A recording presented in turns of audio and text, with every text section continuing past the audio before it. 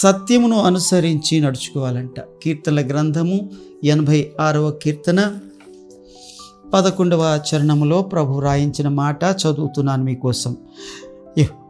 యెహోవా, నేను సత్యమును అనుసరించి నడుచుకొనున్నట్లు నీ మార్గము నాకు బోధించుము. దేవుని యొక్క వాక్యం చెప్తుంది. దేవునికి మహిమ కలుగునుగాక. సత్యమును అనుసరించి నడుచుకొనున్నట్లు నీ మార్గము నాకు బోధించుము. సత్యాన్ని అనుసరించి నడుచుకోవాలని దేవుని యొక్క వాక్యము నన్ను కోరుకుంటుంది. సత్యాన్ని అనుసరించి నడుచుకోవడం ఏంటి అంటే చూడండి, యోహాను పత్రిక 1వ అధ్యాయము 5వ వచనంలో, మేము ఆయన వలన విని మీకు ప్రకటించు వర్తమానం ఏమనగా దేవుడు వెలుగై ఉన్నాడు, ఆయనందు చీకటి ఎంత మాత్రము లేదు, ఆయనతో సహవాసం గలవారమని చెప్పుకొనుచు చీకటిలో నడిచిన ఎడల మనము అబద్ధమాడుచు సత్యమును జరిగింపకుందుము. అయితే ఆయన వెలుగులో ఉన్న ప్రకారము మనమును వెలుగులో నడిచిన ఎడల అన్యోన్య సహవాసం గలవారమై ఉందుము. అప్పుడు ఆయన కుమారుడైన యేసు రక్తము ప్రతి పాపము నుండి మనల్ని పవిత్రులుగా చేయును. మనము పాపము లేని వారమని చెప్పుకొనిన ఎడల మనలను మనమే మోసపుచ్చుకుందుము, మరియు మనలో సత్యము ఉండదు. దేవుని యొక్క వాక్యం చెప్తుంది. సత్యమును అనుసరించి నడుచుకోవాలి అని అంటే మరి ఆయనతో సహవాసములో నడుచుకోవాలి అనే వాక్యం. ఆయనతో సహవాసం చెయ్యాలి అని అంటే మనం చీకటిగా ఉండకూడదు. ఎఫెసీ పత్రికలోని 5వ అధ్యాయం 8వ వచనములో ఏమంటాడంటే అపోస్తుడైన పౌలు, మీరు పూర్వము చీకటి అయి ఉంటిరి, ఇప్పుడు క్రీస్తునందు వెలుగై ఉన్నారు. పూర్వము మనము చీకటే, మనము అబద్ధమే, మనము దేవునికి అయిష్టలమే, దేవునికి దూరస్తులమే. సత్యం అది, అనుమానం లేదు.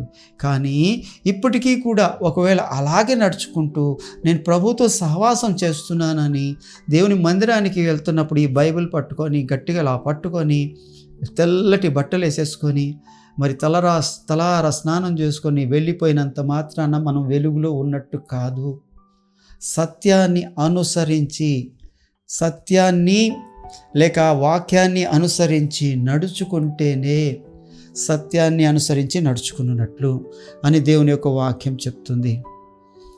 కీర్తనకారుడు అంటాడు కదా 119వ కీర్తనలో, నీ వాక్యము నా పాదములకు దీపము, నా త్రోవకు వెలుగు. ఆ వెలుగును అనుసరించి, ఆ సత్యాన్ని అనుసరించి, వాక్యాన్ని అనుసరించి నడుచుకోవాలని ప్రభు కోరుకుంటున్నారు. ఈ రోజున నువ్వు అలా నడుచుకుంటున్నావో లేదో, సత్యంలో ఉన్నావో లేదో, అసత్యంలో ఉన్నావేమో, అసత్యంలోనే ఉండి సత్యం అనుకుంటూ భ్రమపడుతున్నావేమో, ఇంకా పాప క్రియలు విడిచిపెట్టలేదేమో. ఒకసారి నువ్వు పరిశీలించుకోవాలని ప్రభు పేరిట మనవి చేస్తున్నాను. ఈ రోజున దేవుడు నీతో మాట్లాడుతున్నాడు ఏంటంటే, ఇదిగో 8వ వచనం, మనం పాపము లేని వారమని చెప్పుకొని ఎడల మనలను మనమే మోసపరుచుకొందుము, మరియు మనలో ఆయన సత్యము ఉండదు.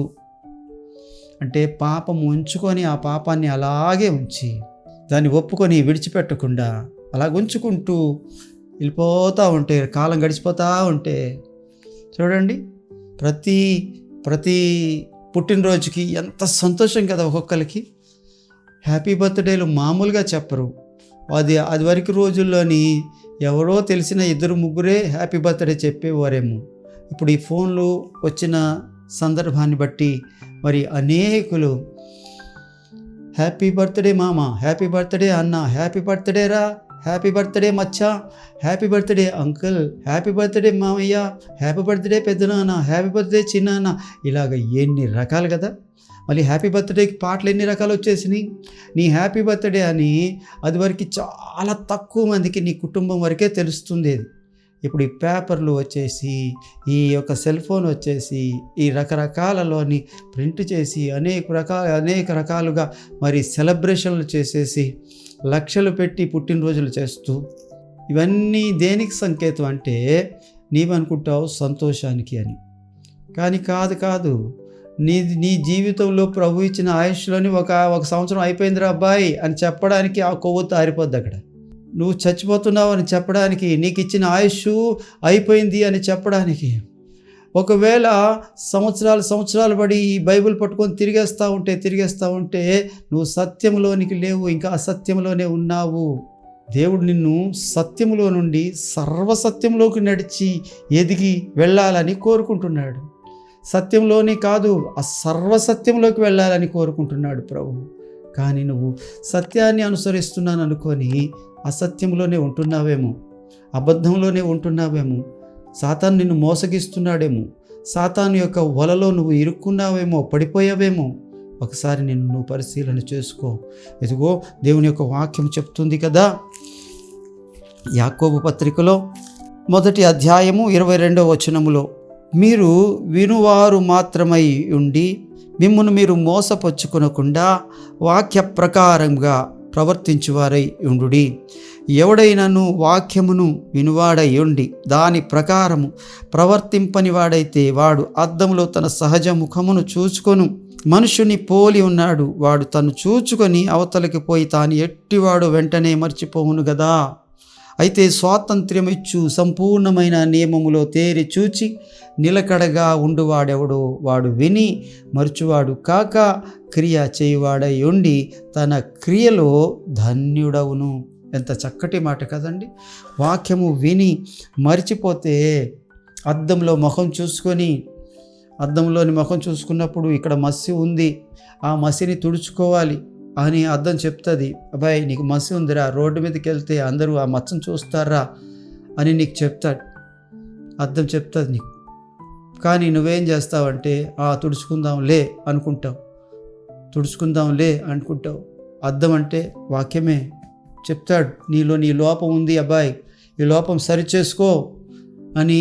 నువ్వు ఆ వాక్యం విన్నప్పుడల్లా, అద్దం దగ్గరికి వెళ్ళినప్పుడల్లా దేవుని వాక్యం నీతో మాట్లాడుతూ ఉంటుంది. నువ్వు వింటున్నావు కానీ అవతలకి పోయి మరిచిపోయేవాడిగా ఉన్నావంట. సత్యాన్ని అనుసరించట్లేదు, సత్యాన్ని అనుసరించి నువ్వు నడుచుకోవట్లేదు.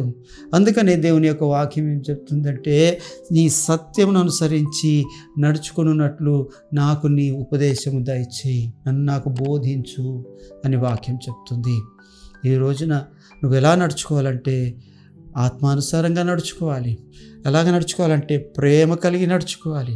ఎలా నడుచుకోవాలంటే సత్యమును అనుసరించి నడుచుకోవాలి. ఇంకొక మాట మనం ధ్యానం చేద్దాం. 1 యోహాను పత్రికలో 1వ అధ్యాయములో 7వ వచనములో ప్రభు యొక్క వాక్యం ఏముందంటే, అయితే ఆయన వెలుగులో ఉన్న ప్రకారము మనమును వెలుగులో నడిచిన ఎడల మనము అన్యోన్య సహవాసం గలవారమై యుందుము. అప్పుడు ఆయన కుమారుడైన యేసు రక్తము ప్రతి పాపం నుండి మనల్ని పవిత్రులుగా చేయును. ఎలాగుండాలంట? వెలుగులో నడుచుకోవాలంట. వెలుగులో. చీకట్లోని ఎవరు ఉంటారు అయ్యా అంటే పాపం చేసేవారు ఉంటారు. చీకట్లో ఎవరు ఉంటారు అంటే దొంగలు ఉంటారు. చీకట్లో ఎవరు ఉంటారంటే వ్యభిచారులు ఉంటారు. చీకట్లోని ఎవరు ఉంటారంటే దయ్యాలు తిరుగుతూ ఉంటాయి రాత్రిపూట. చీకట్లోని ఎవరు ఉంటారంటే మోసగాళ్ళు ఉంటారు, నరహత్య చేసేవాళ్ళు ఉంటారు. రాత్రిపూటే వాళ్ళు చంపడానికి ప్రయత్నం చేస్తూ ఉంటారు. ఈ చీకటి కార్యాలన్నిటిలోని ఒకప్పుడు ఆనందించాం మనం. ఎంత గొప్ప ఘనమైన ఆ పాపాలు చేయకపోయినా కొంత గొప్ప మరి చీకటి, ఆ దొంగతనము, ఆ వ్యభిచారము, ఆ చెడ్డ మనసు, చెండాలపు మనసు, మరి అవన్నీ ఆ చీకటి కార్యాలు జరిగాయి మనలోని కూడా. కానీ ఇప్పుడు దేవుని యొక్క వాక్యం ఏం చెప్తుందనంటే, ఇప్పుడు అలాంటివి వద్దండి. ఆయన వెలుగులో ఉన్న ప్రకారము మనమును వెలుగులో నడిచిన ఎడల అన్యోన్య సహవాసము గలవారమై ఉంటాము. మనం చీకటిలో ఉన్నప్పుడు యేసన్న గారు చక్కటి పాట రాశారు. ఆ యేసన్న గారి సహవాసంలో రాశారు, చీకటిలో నేనున్నప్పుడు నీ వెలుగు నాపై ఉదయించెను కదా. మరి చీకటిలో మనం ఉన్నప్పుడు ప్రభు వెలుగు మన మీద ఉదయించి దేవుని పిలిచింది. ఇగో ఆయనలో జీవము ఉండెను, ఆ జీవము మనుషులకు వెలుగై ఉండెను. ఆ జీవము లోకంలోకి వస్తుంది, అందరినీ వెలిగిస్తుంది అని యోహాను సువార్త 1వ అధ్యాయంలో మొదటి మాటల దగ్గరే మనకి కనబడుతుంది. ఈ రోజున దేవుడు నీతో నాతో మాట్లాడుతూ ఉన్నారు. ఇగో ఏమంటున్నారంటే, ఆ వెలుగులో నువ్వు నడుచుకోవాలి. మరి ఎందుకు నడుచుకోవట్లేదు అంటే, తమ క్రియలు చెడ్డవి కనుక వారు వెలుగునద్దకు రారు. ఈ రోజున నీ క్రియలు ఎలాగున్నాయి? చీకటి క్రియల్లో ఉన్నావా? ఇంకా చీకటి కార్యాలు నీలో కొనసాగుతూ ఉన్నాయా? చీకటి నిన్ను ఏలుతుందా? చీకటి నిన్ను నడిపిస్తుందా? చీకటి అంటే సాతాను, వెలుగు అంటే యేసు ప్రభు. నేను లోకమునకు వెలుగై ఉన్నాను, ఎవడైనను నన్ను వెంబడించిన ఎడల వాడు జీవపు వెలుగు కలిగి ఉండునని దేవుడు చెప్పాడు. అంత మాత్రమే కాదు, మీరు లోకమునకు వెలుగై ఉండాలని కూడా మత్తయి సువార్తలో ప్రభు చెప్పారు. ఈ రోజున దేవుడు నిన్ను ఎలా నడుచుకోమంటున్నాడంటే, ఇగో వెలుగులో నడుచుకోమంటున్నాడు, వెలుగు కలిగి నడుచుకోమంటున్నాడు. చూడండి, ఈ మాట చెప్తాను మీకు దేవుని యొక్క వాక్యంలో నుండి. ఎఫెసీ పత్రిక 5వ అధ్యాయము 8-9 వచనాలు. మీరు పూర్వము చీకటి అయి ఉంటిరి, ఇప్పుడైతే ప్రభునందు వెలుగై ఉన్నారు. వెలుగు ఫలము సమస్త విధములైన మంచితనము. వెలుగై ఉండడం అంటే ఏంటో ఇక్కడ ప్రభు రాస్తున్నారు. వెలుగు ఫలము సమస్త విధములైన మంచితనము, నీతి, సత్యము అను వాటిలో కనబడుచున్నది. గనుక ప్రభువుకి ఏది ఇష్టము, ఏది ప్రీతికరము దాన్ని పరీక్షించుచు వెలుగు సంబంధువలే నడుచుకొనుడి. మీరు వెలుగు సంబంధుల్లా నడుచుకోవాలి అని అంటే మీలోని మంచితనం ఉండాలి, రెండోది నీతి ఉండాలి, మూడోది సత్యం ఉండాలి. అలాగనే దేవుడికి ఏది ఇష్టము పరీక్షించి పరిశీలించి తెలుసుకొని, అది తెలుసుకోవాలంటే ఎక్కడికి వెళ్ళాలంటే వాక్యం దగ్గరికి వెళ్ళాలి. ఆయనకి ఏది ఇష్టమో తెలుసుకోవాలంటే ఇగో ఈ వాక్యం దగ్గరికి రావాలి, ఈ వాక్యం దగ్గరికి రావాలి. ఏమంటాడు? నా దేవుని యొక్క మందిరపు ద్వారంలో నా ఉండుట నాకు ఇష్టము అంటాడు భక్తుడు. ఆయనకి ఏది ఇష్టం అంటే అలా ఉండడం. నీతి న్యాయం జరిగించుట నాకు ఇష్టము అంటాడు. ఆయనకి ఏది ఇష్టం అంటే నీతిగా నడవడం ఇష్టము. ఇలాగా దేవుని యొక్క వాక్యంలో ఆయనకి ఇష్టమైనవి కొన్ని ఉన్నాయి. అవి ధ్యానం చేసి ఏది ప్రీతికరమో తెలుసుకొని నడుచుకోవాలంట. అందుకనే దేవుడు అంటాడు, వెలుగు సంబంధులుగా నడుచుకోండి. ఇంకో మాట చెప్తానండి మీకు, క్రమముగా నడుచుకోండి. చూడండి, ఫిలిప్పీ పత్రిక 3వ అధ్యాయము 15వ వచనం. కాబట్టి మనలో సంపూర్ణమైన వారందరూ ఈ తాత్పర్యం కలిగే యుందము. అప్పుడు దేనిని గురించి మీకు వేరు తాత్పర్యం కలిగి ఉన్న ఎడల అదియు దేవుడు మీకు బయలుపరచును. అయినను ఇప్పటి వరకు మనకు లభించిన దానిని బట్టియే క్రమముగా నడుచుకుందుము. ఎలా నడుచుకోవాలంటే క్రమముగా నడుచుకోవాలంట. అక్రమముగా నడుచుకోవడం దేవునికి ఇష్టం ఉండదు. క్రమం ఉండాలి, ఒక పద్ధతి ఉండాలి, పద్ధతి ప్రకారంగా నడుచుకోవాలి. దేవుడు క్రమంగా నడుచుకునే వాళ్ళనే ఇష్టపడతారు. దేవుడు చెప్పని దాన్ని చేసేవాళ్ళు, అక్రమంగా చేసేవాళ్ళని ఇష్టపడరు. దేవుని వాక్యం చెప్పిన దాన్ని చేసే వాళ్ళని ఇష్టపడతారు దేవుడు. ఈ రోజున క్రమము అనంటే ఈ ఒక సేవకులు చెప్పారు, వాళ్ళ మతికి ఏది తోస్తే అదే క్రమం అంట. వాళ్ళ సంస్థకి, లేకపోతే ఆ సంఘానికి, లేకపోతే ఆ డినామినేషన్కి, వాళ్ళ పెద్దలకి ఏది తోస్తే అదే క్రమం అంట. దానికి వాక్యంతో సంబంధం ఉందా లేదా, వాక్యం అలా చెప్పిందా లేదా, అదంతా అనవసరం. ఇప్పుడు క్రమాలు ఏంటంటే, కొంతమంది యెహోవా సాక్షులు, వాళ్ళ క్రమం ఒకటి. ఇంకొంతమంది బ్రెన్హామ్నైట్స్ అని ఉన్నారు, డేవిడ్ బ్రెన్హామ్ గారి యొక్క శిష్యులు వీళ్ళు. ఆ బ్రెన్హామ్ గారు ఏం చెప్పారో అదే క్రమం వాళ్ళకి. ఇంకా కొంతమంది మరి రకరకాల సహవాసాల పేర్లు ఎందుకులేండి, ఇది ఈ రెండు అంటే లోకం అందరికీ తెలుసు కాబట్టి ఈ రెండైనా నేను ఉచ్చరించాను. మరి చూసినట్లయితే ఇలా రకరకాలుగా వాళ్ళ సహవాసపు పెద్దలు ఏం చెప్పారో దానిని బట్టి నడుచుకుంటారు. నేనేం చెప్తానంటే, ఇదిగో మనకి పెద్ద అయినా, ప్రభు అయినా, దేవుడైనా, తండ్రి అయినా, మార్గదర్శి అయినా ఈయనే, యేసయ్యే, వాక్యమై ఉన్న దేవుడే. ఈయన చెప్పిన ప్రకారం నడుచుకోవడమే క్రమం. అందుకనే దేవుని యొక్క వాక్యం చెప్తుంది, క్రమముగా నడుచుకుందుము.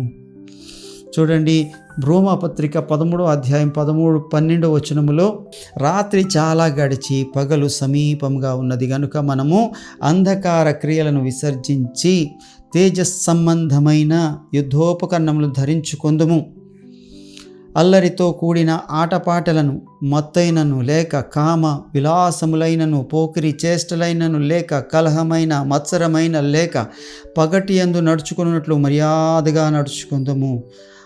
మెట్టుకు ప్రభు అయిన యేసుక్రీస్తును ధరించుకొనిన వారమై శరీరేచ్ఛలను నెరవేర్చకుండానట్లు శరీర విషయములో ఆలోచన చేసుకొనకుడి.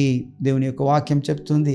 ఇదిగో దేవుని యొక్క క్రమం అక్రమంగా నడుచుకునే వాళ్ళంటే ఇదంతా ఏంటంట, అల్లరితో కూడిన ఆటపాటలు, మత్తు మందు లేక కామ విలాసము, వ్యభిచారము, పోకిరి చేష్టలు, కలహము, గొడవలు, మత్సరము, దూషించుకోవడం, ఒకరిని ఒకరు అసూయతో రగిలిపోవడం, పగటి యందు నడుచుకున్నట్లు మర్యాదగా నడుచుకోవాలంటండి. క్రమంగా మర్యాదగా అంటారు కదా, క్రమంగాను మర్యాదగాను అని నడుచుకోవాలి. అవి నడుచుకోవాలంటే ఇవన్నీ చెడ్డవన్నీ ఒకప్పుడు చేసామేమో.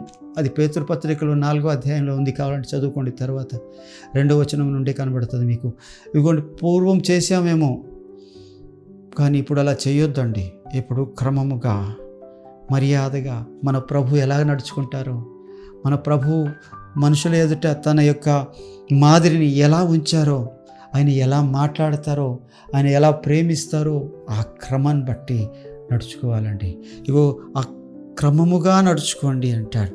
మరి చూసినట్లయితే మత్తయి సువార్తలోని ఒక మాట జ్ఞాపకం చేస్తున్నాడు దేవుడు.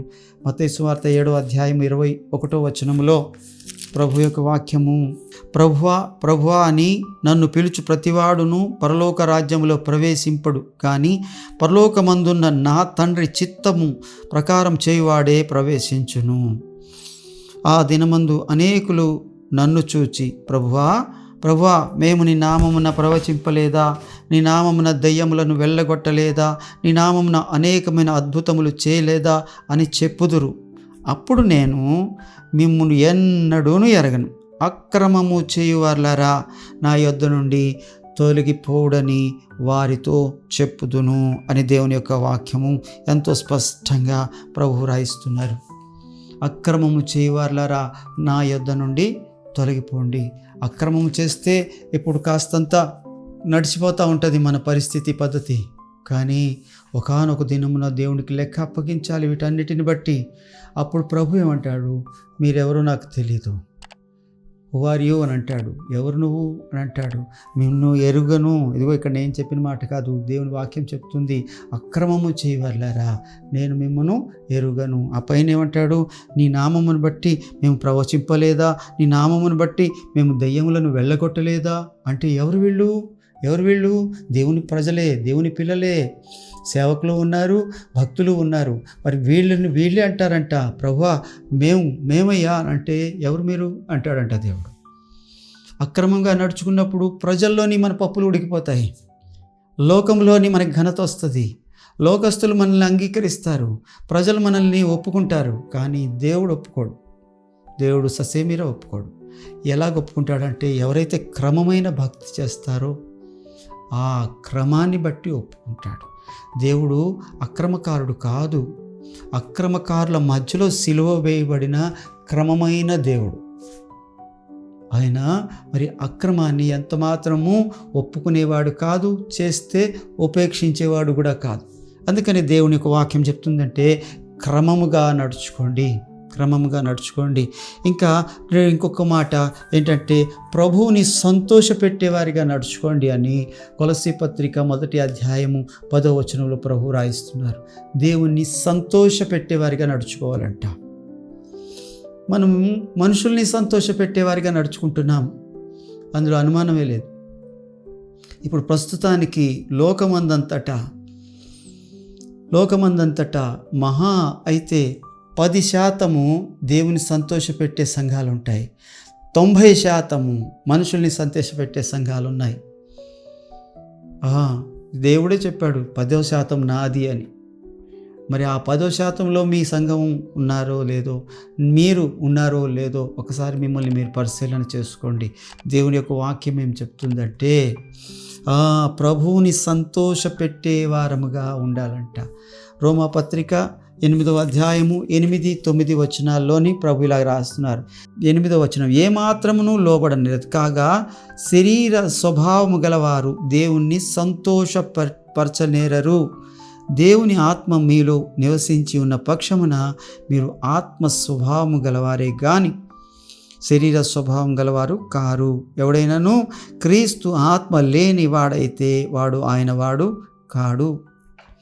దేవుణ్ణి సంతోషపరచలేరంటండి. 8వ వచనం, కాగా శరీర స్వభావం గలవారు దేవుణ్ణి సంతోషపరచలేరు. మీకు ఒక భక్తుని జ్ఞాపకం చేస్తాను. రాజైన సౌలు ఆయన తన యొక్క సైనికులను సంతోషపరచడానికి, తన రాజ్యంలో ఉన్న ప్రజల్ని సంతోషపరచడానికి దేవుడు చెప్పని దాన్ని చేశాడు. మరి అన్నిటినీ చంపేయండి, అమాలేకీయులని ఎవరిని బ్రతికనివ్వద్దు, ప్రతి దానిని ఎంచి ఏరి మరి చంపేయండి, ఆ రాజుని చంపేయండి, పసిపిల్లల్ని వృద్ధుల్ని అని కూడా కనికరించొద్దు అని దేవుడు ఖచ్చితమైన ఆజ్ఞ ఇచ్చాడు సౌలు రాజుకి. ఆయన మొదటి రాజు కనుక ఇస్తే ఆయన ఏం చేశాడంటే క్రొవ్విన వాటిని, బలిసిన వాటిని మరి దేవునికి దహన బలి అర్పిస్తానంటూ తీసుకొని వచ్చాడు. ఆ రాజుని విడిచిపెట్టాడు. ఇక్కడ చూసినట్లయితే మరి తీసుకొచ్చిన దానిని బట్టి దేవుడు ఎంత బాధపడ్డాడోనండి. దేవుడు వెళ్ళి ఆ బాధ ఎవరితో చెప్పుకున్నాడంటే సమూయేలుతో చెప్పుకున్నాడు. నేను సౌలుని రాజుగా ఏర్పరచుకున్నందుకు నేను చాలా బాధపడుతున్నానయ్యా అని చెప్పాడు. ఆ సంగతి తెలిసి ఆ రాత్రంతా మరి విజ్ఞాపన ప్రార్థనలో దుఃఖపడుతూ, అయ్యా క్షమించండి, అలాంటి రాజుని నేను అభిషేకించాను, మీరు చెప్పారని, అయ్యా దయచేసి ఆయన క్షమించండి అంటూ విజ్ఞాపన చేస్తున్నాడు. ఒక పక్క ఏడుస్తున్నాడు, బాధపడుతున్నాడు. ఈ రోజున దేవుని యొక్క వాక్యం చెప్తుంది, మనుషులను సంతోషపెట్టాలని వాటన్నిటినీ తీసుకొచ్చి ఏమంటున్నాడంటే నీ దేవునికి దహన బలి అర్పించాలని తెచ్చానంటున్నాడు. దానికి ఇగో సమూయేలు గారు ఏమంటారంటే 22వ వచనము ఏమంటారు, తాను సెలవిచ్చిన ఆజ్ఞను ఒకడు గైకొనుట చూచి యెహోవా సంతోషించునట్లు ఒకడు దహన బలులను అర్పించుట చూచి ఆయన సంతోషించునా. ఆలోచించుము, బలులు అర్పించుట కంటే ఆజ్ఞను గైకొనుటయు, పొట్టేళ్ల కొవ్వు అర్పించుట కంటే మాట వినుటయు శ్రేష్టము. తిరుగుబాటు చేయుట సోదె చెప్పుటయను పాపముతో సమానము. మూర్ఖతను అగపరుచుట మాయా విగ్రహములను గృహ దేవతలను పూజించుటతో సమానము.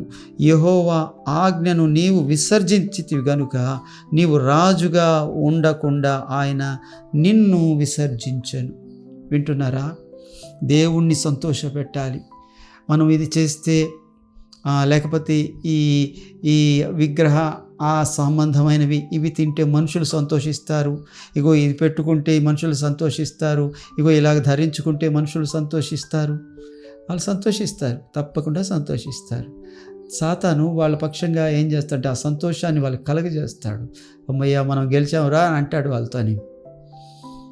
కానీ దేవుడు అవమానంతో తల వంచుకుంటాడు. మనం దేవుణ్ణి సంతోషపెట్టే వారంగా ఉండాలి. దేవుణ్ణి తల ఎత్తుకునేలాగున ఇది చూడు నా కుమారుడని యోబును చూడు అని సాతానుతో ఎలాగైతే ఛాలెంజ్ చేశాడో నీ పక్షముగా కూడా అలాగే ఉండాలి దేవుడు. అలాంటి వాళ్ళు చాలా అరుదైపోతున్నారు. దేవుని కోసం రోషం కలిగి నిలబడే వాళ్ళు తగ్గిపోతున్నారు. ఏదో కొన్ని మరి ఘనతల కోసము, ఏదో కొన్ని మరి హెచ్చింపుల కోసము మనుషుల్ని సంతోషపెట్టేవారిగా మారిపోతున్నారు. ఈ రోజు నన్ను అలాగ ఉండొద్దని దేవుని యొక్క వాక్యము. ఇక చివరిగా చెప్పాలంటే జ్ఞానుల వలె నడుచుకొనుడి. ఎఫెసీ 5:15 ప్రకారము మరి సమయమును పోనీయక సద్వినియోగం చేసుకొంచు అజ్ఞానుల వలె కాక జ్ఞానుల వలె నడుచుకొనుడి అని దేవుని యొక్క వాక్యము. ఎలా నడుచుకోవాలంట? జ్ఞానుల వలె నడుచుకోవాలి. ఈ రోజున నీ జ్ఞానం ఎంత ఉంది? ప్రభు నీకు ఇచ్చిన సమయాన్ని ఎలాగ ఉపయోగిస్తున్నావు? ఇదిగో మా దైవ సేవకులైన మరి డేవిడ్ పాలయ్య గారు చెప్పేవారు, ఎవరో ఒక ఆయనంట మరి నది ఒడ్డు నుండి వెళ్తున్నాడంట. నది ఒడ్డు నుండి వెళ్తుంటే మరి గొప్ప మంచి జిగేలుమని వెలుగుతున్న మంచి రాళ్ళు దొరికాయంట, తెల్లటి పాలరాతి లాంటి రాళ్ళు. మరి ఆ రాళ్ళని తీసుకుని సంచిలో వేసుకున్నాడంట. ఆ సంచిలో వేసుకొని నీటిలోకి ఇసురుతున్నాడంట.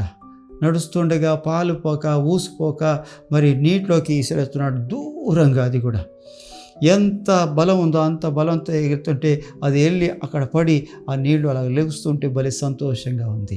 అలాగా ఇసురుతూ వెళ్ళినప్పటికీ చివరికి వెళ్తేప్పటికీ సంచిలోని రాళ్ళన్నీ అయిపోయినాయి. ఇక 5వ 6వ రాళ్ళు మిగిలినాయి. ఒక పెద్ద ఆయన చూసి అడిగాడంట, అది ఏంటి ఇసురుతున్నావు, భలేగున్నాయి, తెల్లగా ఉన్నాయంటే ఆయన చూపించాడు. అయ్యా ఇదేదో రాయి కాదయ్యా, ఇది వజ్రంలాగా ఉందే అని అన్నాడంట. వజ్రమా అన్నాడు ఈ యవనస్తుడు. ఇద్దరు కలిసి మరి ఆ యొక్క వజ్రాల వ్యాపారి దగ్గరికి వెళ్ళారు. వెళ్ళినప్పుడు ఆయన దానిని మరి పరిశీలన చేసి పరీక్ష చేసి దాన్ని చూసినప్పుడు అది నిజంగా వజ్రమే. ఆ వజ్రాలు ఒకసారి అన్ని దొరికినాయి. ఎవరు పడిపోయావో ఎవరు పడేసుకున్నారో తెలియదు. మరి ఈయనకి తెలిసినవన్నీ అది రాళ్ళు అనుకొని అన్నీ ఇసిరేశాడు. ఇక మిగిలిన 5 వజ్రాలు లేక 6 వజ్రాలు పట్టుకొని వెళ్తే ఇవి వజ్రాలు అనగానే ఏడవడం మొదలుపెట్టాడు. ఎందుకు ఏడుస్తున్నావు, నేను 1,00,000 రూపాయలు ఇస్తాను, ఒక్కొక్క వజ్రానికి ఇస్తావా అంటే 1,00,000 ఇస్తాను అనగానే మళ్ళీ ఏడవడం మొదలుపెట్టాడు. ఇంకాస్త గట్టిగా ఏడుస్తున్నాడు. అయ్యో బాధపడకు, పోన్లే 2,00,000 ఇస్తానులే అని అన్నాడంట ఆయన. అంటే ఇంకా ఏడుపు పెరిగింది. అయ్యో బాధపడకయ్యా, నువ్వేమనుకోకు, పోనీలే ఏదో 3,00,000 ఇస్తాను చాలా అని అన్నాడంట. ఇంకా ఏడుపు గట్టిగా పెంచాడంట. ఏంటి ఎందుకు ఏడుస్తున్నావు అని అంటే, ఈ సంగతి ముందే తెలిస్తే నా దగ్గర సంచెడు రాళ్ళు లేక సంచెడు వజ్రాలు ఉన్నాయ్యా, అవన్నిటినీ నేను నదిలోకి పారేశాను, వెతికి పట్టుకోవడానికి కూడా దొరకనంత దూరంగా లోతులోకి ఇసిరేశాను వాటిని అన్నాడంట. అవును, ఆ వజ్రాలు ఏవో కాదు కానీ ఇక్కడ దేవుని యొక్క వాక్యం చెప్తుంది, సమయమును పోనీయక అజ్ఞానుల వలె కాక జ్ఞానుల వలె నడుచుకోండి. మరి జ్ఞానిలా నువ్వు నడుచుకోవాలి అని అంటే నువ్వు కాపాడుకోవాల్సింది ఏంటయ్యా అంటే సమయాన్ని సద్వినియోగం చేసుకుంటూ నడుచుకోవాలి. అజ్ఞాని వలె కాక జ్ఞాని వలె నడుచుకోవాలి. అందుకనే దేవుడు అంటాడు, ఆత్మానుసారంగా నడుచుకోండి, ప్రేమ కలిగి నడుచుకోండి, సత్యమును అనుసరించి నడుచుకోండి, వెలుగులో నడుచుకోండి, క్రమముగా నడుచుకోండి, ప్రభువును సంతోషపెట్టేవారిగా నడుచుకోండి, అలాగనే జ్ఞానులుగా నడుచుకోండి. ఈ సంవత్సరము నువ్వు అలా నడుచుకుంటావని నేను ఆశిస్తున్నాను. Praise the lord. వందనాలు మీ అందరికీ. చిన్న ప్రార్థన చేసుకుందామా? పరిశుద్ధుడా, ప్రేమ నమ్మకం కలిగిన దేవ, కృపా సత్య సంపూర్ణుడా, మీకు స్తోత్రాలు. ఈ యొక్క సమయంలో నా తండ్రి, నీ ప్రజలు నాయన ఈ సంవత్సరము మరి నూతనముగా ప్రభువా మరి నాయన ప్రవేశించి ఉండగా నీవిచ్చిన వాగ్దానాలు తెచ్చుకున్నారు ప్రభువా, నీవిచ్చిన ఆశీర్వాదాలతో నింపబడి ఉన్నారు ప్రభువా, నీ అందు సంతోషించారు ప్రభువా. మరి ఈ సంవత్సరం అంతా ఎలా నడుచుకోవాలో అని ఒకవేళ నాయన ఇప్పటికే నడుచుకుంటున్న వారిని బట్టి నిన్ను స్తుతిస్తున్నాను ప్రభువా.